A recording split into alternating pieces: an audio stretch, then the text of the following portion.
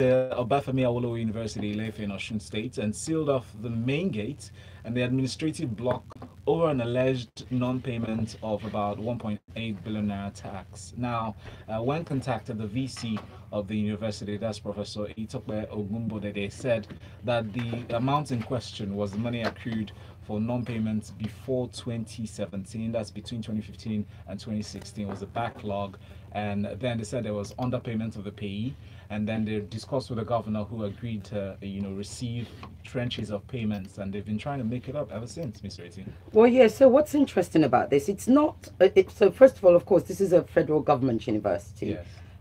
So it's interesting that they go and embarrass them in such a way, number one. But most importantly is the fact that it's PAYE that they're owing. Right. So PAYE, which is pay as you earn, which is effectively the tax that's deducted from you and I, that goes to the government, is deducted from our salary. So you have to ask yourself the question, or ask them the question, how could you possibly have a backlog? How? Okay, in Nigeria, we know that salaries are never paid on time. That's number one. Number two, is it a lot of employers do deduct this money and they don't remit it to the quarters where it's supposed to go to. So I suspect clearly that's what's happened here. Yes. Yeah, I think that's what's happened here. So I totally agree with the fact that they do deserve the embarrassment. I think the VC, Professor Itokpe Ogumbodede, yes, he seems to be on top of things, but I think he should be somewhat embarrassed. I don't know how long he's been there for, so we can't hold him responsible. Exactly. So they've had an arrangement now that they're paying 5 million naira every month until they pay off the. But it's actually, it's an offense. It's one of those offenses that people should actually go to jail for it if we truly care about tax in this country. You know, Mr. Ireti, it's very interesting you say that.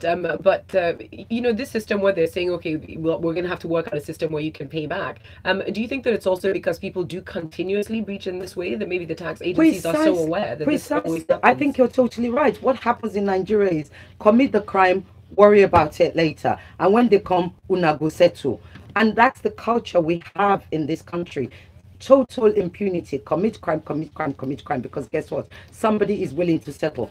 If we have zero tolerance to crimes, literally, as in just zero tolerance, then it wouldn't happen. But how could we have that when we have a House of Assembly and senators who are constantly doing their own? Which takes us to the next story. Interesting. Next story now is from the Vanguard. IGP Idris shuns Senate again, second time in 1 week. Now, the Inspector General of Police, Ibrahim Idris, who was billed to appear before the Senate yesterday, he shunned the senators without any written or verbal statements to buttress his actions.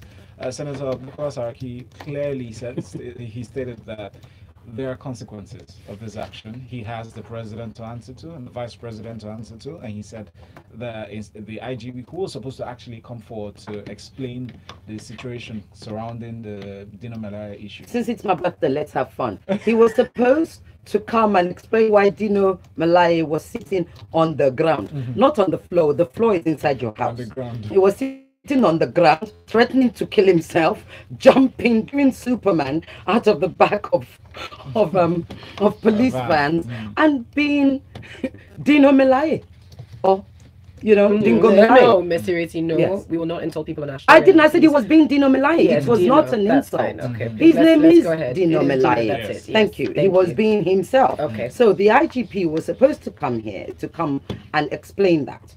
Now, this is what happens. So the jokes apart, when you're summoned by your guys, and let's be frank, the senators, whether we agree with them, whether we like them, whether we respect them or not, they are the guys in this case. So when you're summoned by the House of, by the Senate to come and answer questions, I find it incredible that you totally ignore them the first time, and the second time you don't even give them a reason. The first time apparently was with Buhari and Bauchi, but this second time it just hasn't responded.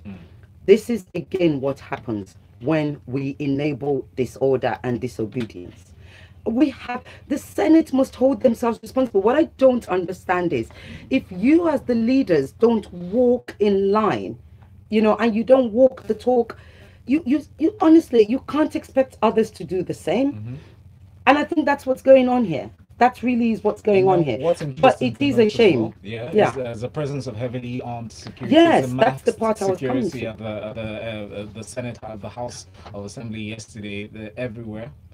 every single corner. Yeah. The presence of police as well. Yeah, and this is actually quite interesting because of course we know what happened when the what's it called? The mace was stolen. And then, suddenly they realized again, we're reactive, not proactive, in a place that, like Folu said the time when we covered this, that you have to fill in so many forms and go through so much rigmarole, administrative stuff to get in, only to discover that they didn't have any security. Now they finally got security. But what's scary about this security is, in this story, it actually says something about they were masked security men. Why are they masked? Because of how sensitive the environment is, and probably something they're not telling us really. No, when you have security in a place like that, it is not, there will be some that are, covert, if you like, but it really should be in your face. As in, it should be the sort of security that scares you from even thinking about doing something. We're not supposed to mask them. I mean, anyway, unless they're there for other reasons. We'll move on. No speculations on this one. Moving on to New Telegraph, we have this headline: El-Zakzaky followers dare police shots Abuja streets. Now, we recall there was a ban that was placed from April 16th by the police on protests around Abuja area. So at this point, the members of the Islamic Movement of Nigeria, IMN, also known as the Shiites, yesterday again defied police ban in Abuja and shut down the Wuse and Berger areas of the city in protest, demanding the release of their leader, Sheikh Ibrahim El-Zakzaky. And they said, they broke into different groups at different places. Because what happens is, you get smart. Okay, do you understand? So the police are saying that there's been there's been a ban on protests since April 16th. Well, okay, so you break them up, and of course it was a very violent protest. People had sisters who were stuck in it actually when it happened in Abuja. So it was scary, etc., etc. But we do have the right to protest in this country as long as it's peaceful. That's number one. Number two is, these people have, like we said, they've realized that, okay, if we break up into several groups, it's like if you break a glass, all the pieces go all over the place. Which ones do you pick first? And that's what's happening. They're getting smarter. I wonder, and one must wonder, I wonder if they're able to get protest permits. I bet you they're not. Because if they're able to get protest permits, they have the right to protest. Well, Ms. Ireti, let's also look at it this way. We've been seeing this sort of escalation coming for a very long time from the Shiite movement or the Islamic movement of Nigeria, 2 years until very recently, where they decided they were going to file fresh charges and actually charge him for murder. Finally charge him after holding him for so long. But the question is this: do you think that the police actually have what it takes to stop the Islamic movement, the Shiites, from continuing their gathering, the protests, their gathering, which has been turning more and more violent? And again, while we don't endorse violence, we do understand the sentiment. Exactly. Do you think the police can actually stop them? I don't think so. And I think you have to remember that this is probably instructions from the top. So it's not even so much the police now. So if your Gapata Pata says, go and get rid of those people, you're going to be given the ammunition to. And they will be able to, because their forces, the police is greater than they are, whatever numbers they are. I think it's, even though they've just charged him, which we know is totally ridiculous. Honestly, it's ridiculous. Whatever he is, this is a country, we do have law. We're supposed to have law. We're supposed to have order, and everybody has the right to bail, etc., etc. Let's take a few of the messages that are coming in very quickly. Lots of happy birthdays for Miss Ireti. We've got Azuka from Abuja, who says, "You are my best female news analyst in Nigeria." Oh, you're my best favorite fan. That's up on WhatsApp, up on Twitter. We've got a few as well. Musa Sunday says, "Miss Ireti, please make Shakara today. Don't even look at anybody's face. Happy birthday." And then we've got more messages though coming in about our news stories. Am I from Akoka says, "I get that the state is on a massive tax drive, but aren't taxes supposed to be removed at source? Now I see unnecessary dues popping up to be paid by students because the university will want to augment." Happy birthday, Miss Ireti. Yes, the university should have been paying the taxes from source, but they didn't. They defaulted. Adewale from BI says, "I do not understand the role played in Dino jumping out of the moving vehicle. It's like these guys don't have work to do," says Adewale from BI. While Samuel from Lekki up on WhatsApp says, "I saw a tweet by Senator Bruce that Senator Dino forced himself off the vehicle because he was being gassed in the vehicle by the police. police. We cannot verify that. We don't know that's true. Again, there's so many different stories that have come through about that particular incident. Wengus meanwhile says, I do not understand the reason why the Senate is personalizing this IGP summons. I thought it should be about the police as an institution and not about Ibrahim Idris as a person. Absolutely, that's a good point. Actually, Wengus goes on to say that the IGP sent an AIG to honor the invitation is very appropriate, says Wengus. They specifically requested him to appear in person anyway, so that's really why they took that personally. Anyway, so moving on to this next story here from Vanguard, we have this headline, Stop Leaking Our Rulings, Judgment against CJN one's officials. Now, so the Chief Justice of Nigeria, CJN Justice Walter Onolen, yesterday vowed to wield the big stick against any court official involved in the leakage of rulings and judgments to litigants. In this stead, he's also said that from July 16, only serve processes. The Supreme Court will only serve processes on all matters before it's by electronic means, and he's asking the work of the court officials to abide by their tenets of the code of conduct. You know, this is way overdue, and I congratulate him for this, but it mustn't stop here. Just, you know, we vow, what's that word we use in Nigeria? We enjoin, we tell, we say, no, it has to be repeated. The only way, just like a parent to a child, the only way things become habitual, it's repetitive, it's tenacious, it actually gets boring, but it becomes habitual. I really celebrate this. It's about time. You know, we've discussed it on this show before, where judgments are leaked. EFCC do the same thing. They've got a leaking mouth, a leaking tap somewhere, and they're constantly leaking evidence before they get to court. And basically what it does is you're actually bastardizing the process, okay? And by effect, you don't end up achieving anything at all. So this is really something to celebrate. I love what the CJ says here. He said, the path to effective and efficient justice delivery in Nigeria lay in ability of judicial officers to continuously improve the justice sector. Yeah, to continue to sorry, my phone keeps going off. Yeah, birthday. Where am I? Yeah, to improve the justice sector with the use of ICT tools. Thus, judicial administration around the world, around whatever the world, I think they want to write, have imbibed the use of online legislation and case law, electronic filing system, and the electronic service of court processes. We must all take ownership of this innovation. Absolutely fantastic, sir. Folu, you told us last week, judges are still writing by hand. We don't have stenographers. I mean, we're so far behind. We're not archaic. We're positively lost in the dark ages. So this is to be said. Thank you very much for that. Still more messages are coming through, so I'm going to go through a few more. Chibuna says, good morning. How does one get a permit for gathering when the basis of the detention is illegal? Correct. We are gradually falling into a failed state, says Chibuna. Philip Abu in Lagos, meanwhile, says the 8th Assembly has so much rubbished the dignity of the National Assembly to the extent that even the IG will shun their summons. Now, what is the National Assembly problem with the police doing their lawful duty with regards to Dino Melaye? While IK says the IG clearly believes that the president has his back, hence his recalcitrant posture. We should be worried about the consistent and brazen manner that this government handles issues, says IK. Somebody asking for small chops, Miss Ireti, shall get back to you on that. Please send it to Smooth FM. I'm waiting. No, they're asking you to send. While Shagun from Isola says, it's interesting how we always find a way to blame the Senate for the impunity of the executive. This same IG that defied Buhari's order, this badly behaved IG is the president's man, in case you didn't know. The president is responsible for the poor behavior of his appointees. While Henry Emanuel says, so many employers do not remit payee. Top of the non-compliant list, public schools and hospitals. And because of the huge social cost of closing schools and hospitals, the idea of paying 5 million naira monthly is possibly the best strategy available to the tax authority. He also says, happy birthday, Ma, to Mr. Ireti. Thank you. Let's carry on now. The federal government has also filed fresh charges against Dansuki. That's a headline in from the New Telegraph newspaper. And in an interesting turn, basically, when we go through it, the first thing that you should note is that the government increased the number of charges filed from 19 to 32. Now, initial charges were filed against Dansuki alongside a former director of finance and administration in the Office of National Security Advisor, that's Shuaibu Salisu, as well as a couple of firms that were tied into the initial charge. In this new charge, however, the federal government has dropped the name of Salisu Shuaib, who was the former director of finance and supply in the ONSA under Dansuki.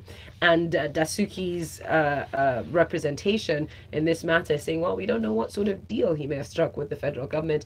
But Ms. Ireti, increasing the charges from 19 to 32 first off? This is... It's absurd because the evidence. I mean, yes, sometimes, often, like governments, when, they do say, he who the gods want to punish, they first make mad. So the first thing they will do is they will bombard you with all sorts of charges, and it will be one that will stick. I get that. Hopefully, yes. Exactly. In a structure where you've got order. Do you get what I'm saying? One will stick because that's the hope. They will look for your parking ticket. I mean, they do it in the UK. They look for the parking ticket from the 1960s that you didn't pay, your council tax that you forgot. Even if you're Richard Branson, like, we need to get this guy. So we're going to find any way to get him. That's what's happening here. But the thing is, you don't do it as an afterthought. You do it at the offset. And so that's why I can't understand the EFCC that we have, who we know that they're quite inefficient and somewhat inept. I'm sorry, I have to say so. They're increasing 19 to 32. Where is the evidence? We'll find out in court before it gets to court. Now, nobody can explain why the case against Shuaibu has been dropped. Even Dansuki's lawyer is saying, I don't know why it's been dropped. I guess he's not, and he doesn't know what deal has been cut with the federal government. With the federal government. But it that's what I think that makes a it deal interesting. has been Oh, struck. without a doubt. That's what I think makes it interesting. So let the play begin. Let it go to court, and hopefully maybe we'll be able to find out something more. But again, this Dansuki thing has gone on for so long. It's part of the popcorn fight against corruption. Very interesting. Okay, still more stories to get into. Up next, we're still talking about the federal government. This time, the Punch newspaper is where we're taking our headline from. The federal government has okayed a fresh 80 billion naira for the Lagos-Ibadan road. They've also approved 18.87 billion naira for third mainland bridge repairs and maintenance work. Now, in the part of the story, an initial 96.3 billion had actually been approved for a very specific section of the rehabilitation of the Lagos-Ibadan Expressway. That's section 2. That's what we're looking at. With the latest approval, which is the additional 80 billion, brings the total cost approved for, again, section 2 of the Lagos-Ibadan Expressway to 176.5 billion. Now, when asked, why this sudden increase, what's going on, our Minister of Power and Housing sort of tried to explain that the additional funds approved for it were to incorporate previous structure realities, they said, that have sprung up, and structures that have since sprung up along the road. Mr. Ireti, what's your take on this? Okay.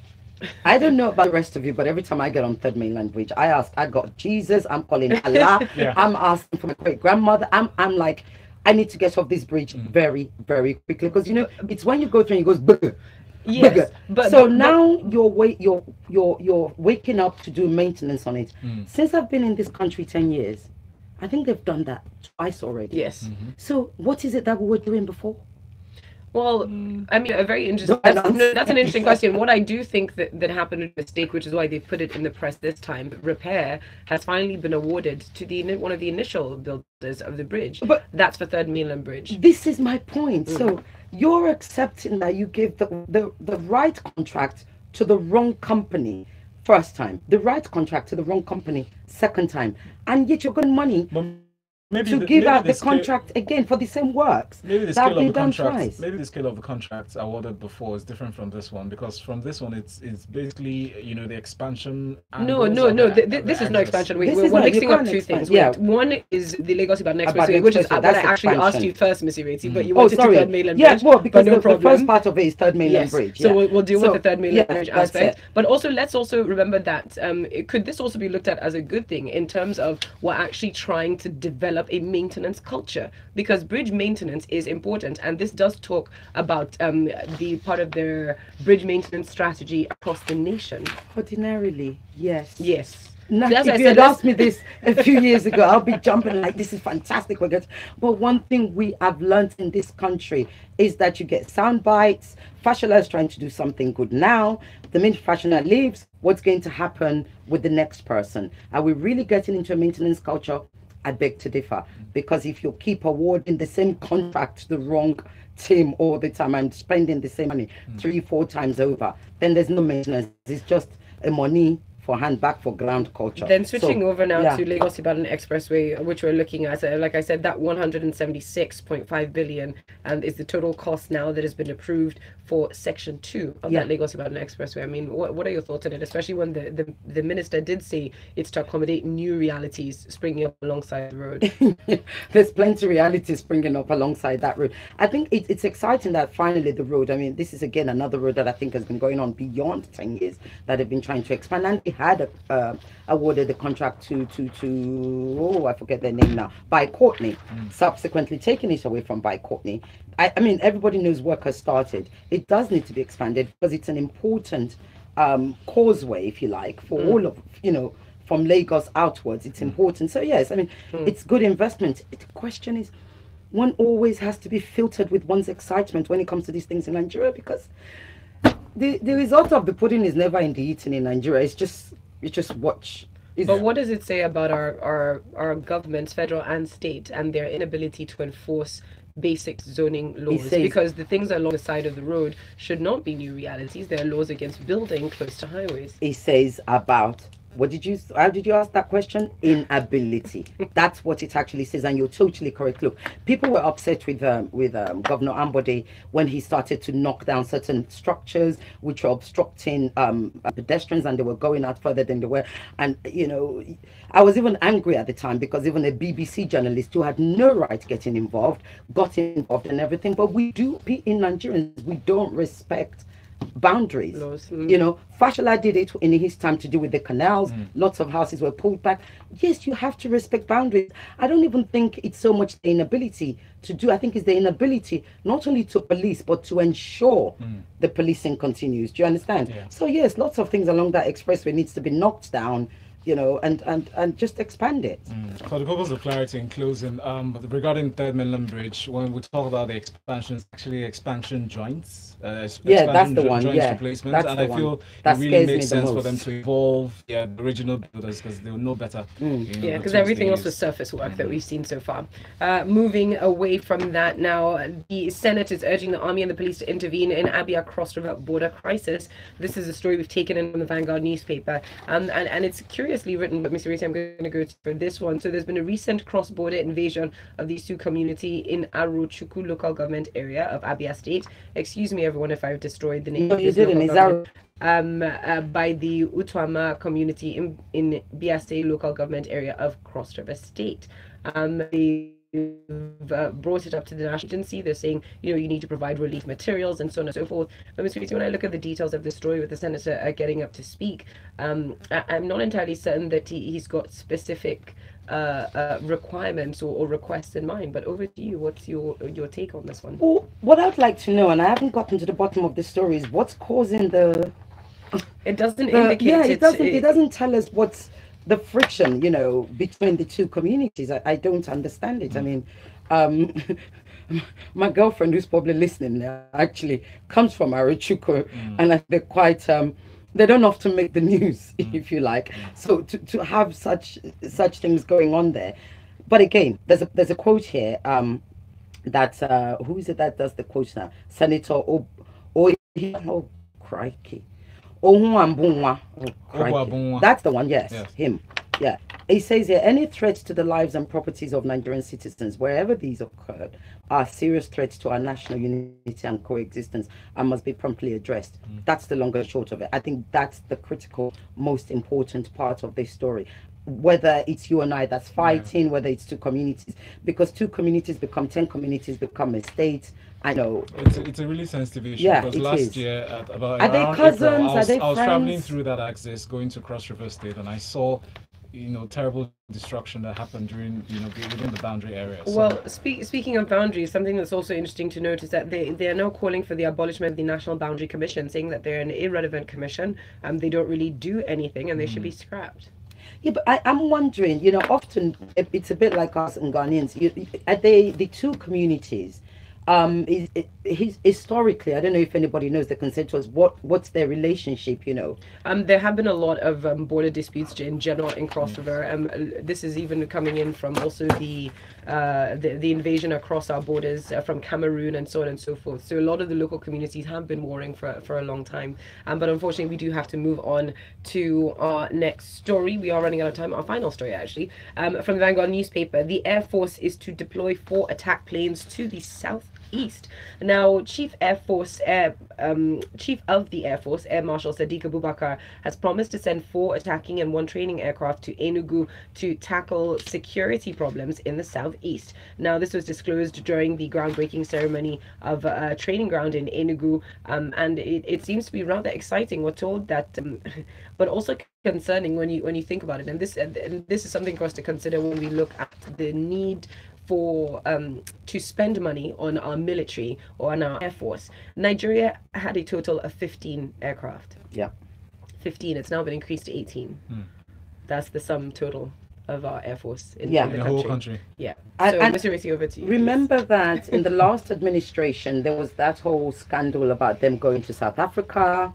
Yes. To go and purchase some equipment, which I don't think they ever appeared. No, and of course, we've ended up purchasing from the US instead. With many people got rich. rich. Many people got rich as a result of that. This is again what happens. I mean, of course, when you invest in the military, it's an investment over time. It's not an immediate investment that happens. Thank you for mentioning that, Mr. Ireti, because that's really important. So when we look at the spate of insecurity, the way that the forces, both air and ground forces, are responding to crises across the country, I think people have expected almost an instantaneous improvement.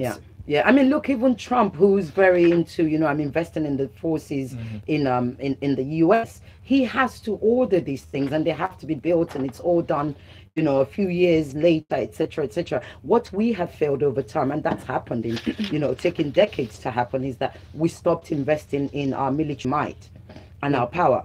And therefore, we're now training. Now we're now playing catch up. I mean, there's something in this story that said 1,000 plan to increase the recruitment of officers from 1,000 personnel to 1,500 personnel every 6 months. And what is fantastic is that Vice Air Marshal in Enugu, that's the commanding officer there, Marshal Samson Akbasha, disclosed that the training complex in Enugu is just one of 6 training commands established to implement local ground training policies and technical ground training policies for the Nigerian Air Force. So they're looking at training not just over 1,000 regiment personnel, including 450 Special Air Force personnel, but they're saying that alone has been instrumental in the reduction of insurgency as far as they're concerned in the country. So I guess if it's coming in from the men themselves, that's good enough. Yeah, good one.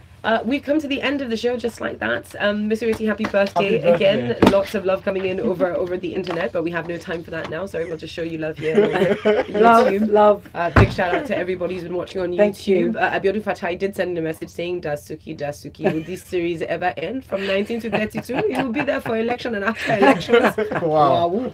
And we are done. Do stay with us though, because coming in next at 8:15, it is entertainment news inside of the Grapevine here on Smooth Breakfast. The headlines. Well done. Okay, we got through that, right? Yeah. The news. Yeah.